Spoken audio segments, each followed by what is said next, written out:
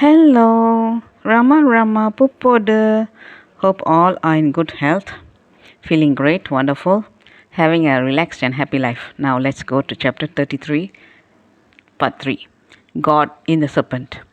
Early at 4 o'clock next morning, Ramcharan Das parted from Ramdas and proceeded on his way, while Ramdas started 3 hours later. At midday, he came to a temple in a village and rested on a veranda. Here again, her pious householder, who visited the temple, took Ramdas to his house and fed him with rice and curds. The same evening, he reached another village, where he spent the night beneath a banyan tree. There was a terrible storm in the night. A countless host of night flies beset the place where he rested.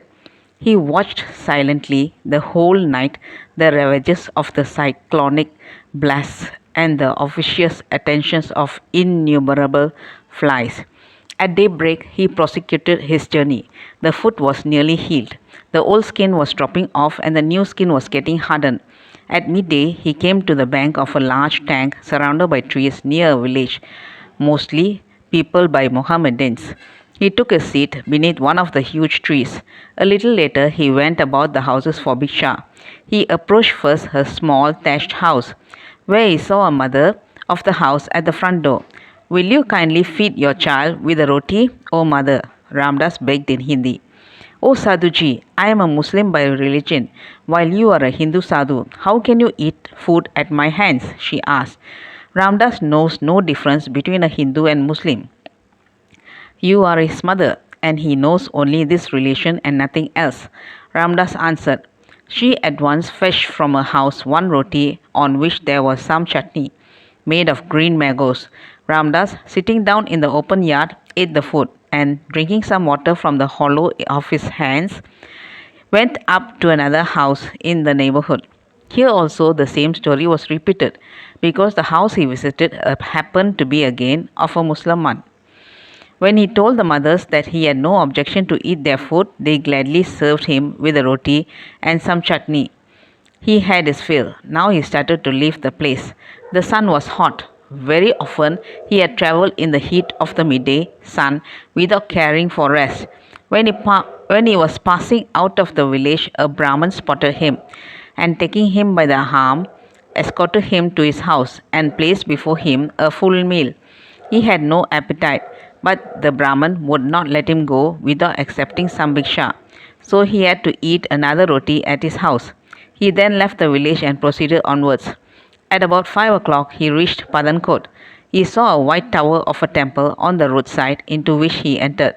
The moment the pujari of the temple saw him, he showed great delight, as though he was long looking for Ramdas' coming. He embraced Ramdas with great love and made him sit beside him on a cot. He offered Ramdas a sweet drink and talked with him in the most friendly manner. The night was drawing near. Maharaj, Ramdas desires to spend this night in a perfectly solitary room in your mandir. Kindly provide him with such a place, Ramdas pleaded. The pujari at once suggested that there was a cave-like room underground at the base of the main temple structure, a place free from the disturbing noises of external life, but it had not been used for a long time. Still, it was fit for habitation. Ramdas agreed to occupy it for the night. With an old mat, the pujari led him down a flight of stone steps into the semi-dark room, about 10 feet square, in the bowels of the earth. There was a good deal of dust on the floor, which was perhaps unswept for years. He spread a mat on which Ramdas sat and bade the pujari good night, and the pujari left. When complete darkness enveloped the outside world, the room was merged in inky darkness. There was a single room, small window to the level of the outer ground. Ramdas sat on the mat in a state of complete oblivion of his body for hours. When he was brought down to the external consciousness by the sound of footsteps, he opened his eyes and saw 3 persons enter the cave. They had a lantern with them and also a hand harmonium and a tabla. They were the pujari and his friends. The pujari had also brought with him a brass lota full of milk for Ramdas. At his pleasure, Ramdas drank the milk. Maharaj, the Pujari then said, we intend having a few songs sung here. So we have come with the musical instruments. All right, Ramdas replied. Ramdas will only be too happy to listen to your music. The light was placed in the center of the room, and the friends stationed themselves in a line to the left of Ramdas at the base of the staircase. The music commenced. The song was in Hindi, composed by a well known saint. They sang the first verse, which meant, he is a Jiva Mukta, or a liberated soul, who has discovered the joy of having Ram Nam on his tongue. When they finished the first verse, there was a sudden stoppage of their song. The musical instruments also ceased their function. Ramdas turned to them to see what the matter was. All the three of them, with mouths wide open and frightened eyes, were looking in the direction beyond the light on the right side of Ramdas. A verminous snake was observed slowly creeping towards Ramdas. At one bound, they stood up as one man and exhorted Ramdas to do the same. Let us leave this place, Maharaj. I can find you accommodation elsewhere, said the Pujari. That snake is the worst of its kind. It is full of poison from tail to head. Do get up and follow us. Ramdas was quite cool and quiet and replied, Ram, why are you so afraid of the snake? God himself has given us darshan in that form. He has come with so much love to hear your music. He won't do any harm. Sit down and go on with the kirtan. Impossible, cried out the Pujari, to sing when the messenger of Yama himself is so close at hand. We are off. We advise you to come away with us. Don't give way to fear. The snake will do no harm. You need not sing, but do not run away. You will learn that the snake means no ill, urged Ramdas. They would not sit down. As the serpent crept nearer and nearer to Ramdas, they turned like the hand of a lock and drew round at the tail end of the serpent. The reptile came quite near him. He beckoned it and said, Beloved Ram, come on, don't hesitate. He had a piece of jaggery tied to his cloth, which was untied and placed before the snake, and said, Beloved Ram, this is the only offering Ramdas can make to you. Please accept it. The snake approached the lump of jaggery and with a forked tongue licked it well for a few seconds and then came onwards. It was now only about 2 inches from him, but he was sitting stock still. Somehow it did not quite approach him, but turned its head outwards and took a circuitous path close behind him. As he emerged on the left, the friends had moved round to the right side of Ramdas.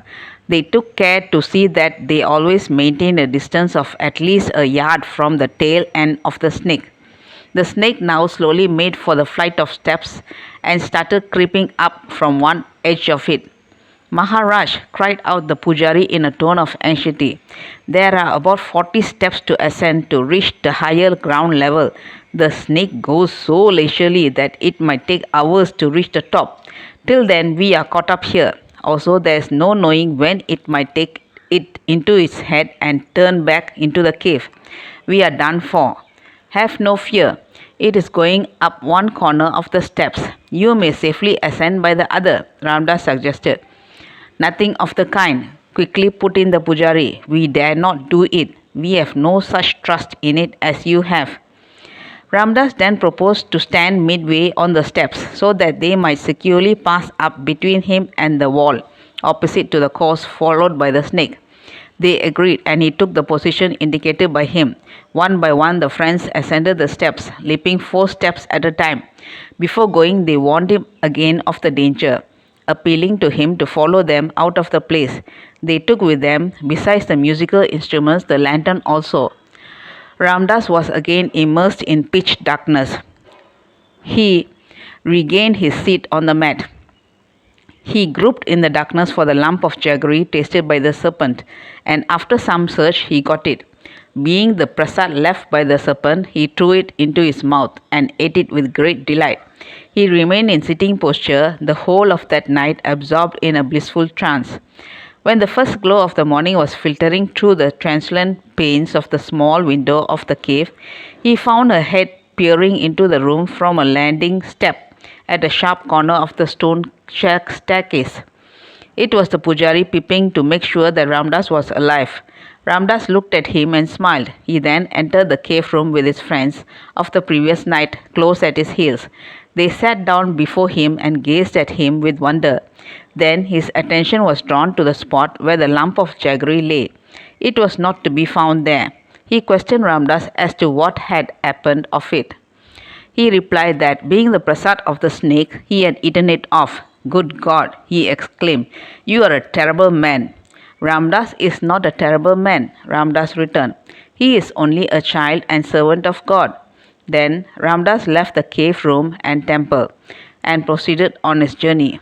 That's all, folks. Let's see in the next chapter. Thank you. Bye bye. Rama Rama Puppodu.